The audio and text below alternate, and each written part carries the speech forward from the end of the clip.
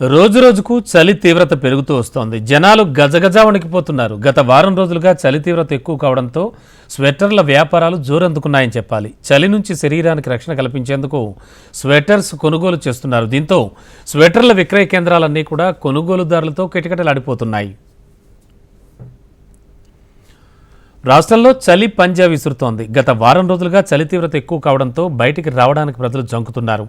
చలి నుండి తమను తాము రక్షించుకోవడానికి స్వెటర్స్, దుప్పట్లను కొనుగోలు చేస్తున్నారు.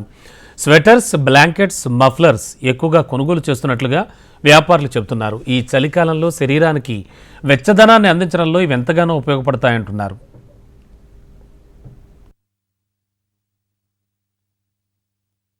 రెండు వారాల నుండి చలి ఎక్కువ ఉన్నది.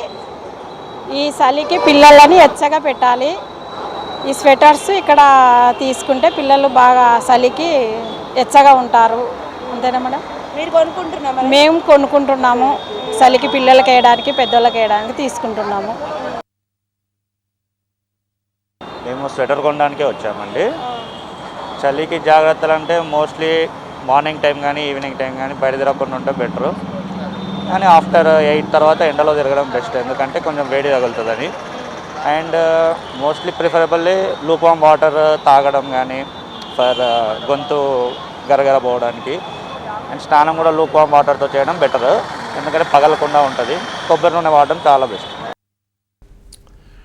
చలికాలంలో ముఖ్యంగా చిన్నపిల్లలు, వృద్ధులు ఎక్కువగా జలుబు, దగ్గు వంటి అనారోగ్య సమస్యలు వేధిస్తూ ఉంటాయి వాళ్ళని. కాబట్టి చలికాలంలో వాళ్ళు తగిన జాగ్రత్తలు తీసుకోవాల్సి ఉంటుంది. చలి నుంచి రక్షణ కల్పించడంలో ఉన్ని దుస్తులది కీలక పాత్ర. చిన్నపిల్లల నుంచి పెద్దవారి వరకు అందరికీ నప్పే స్వెటర్లను విక్రయదారులు అందుబాటులో ఉంచారు.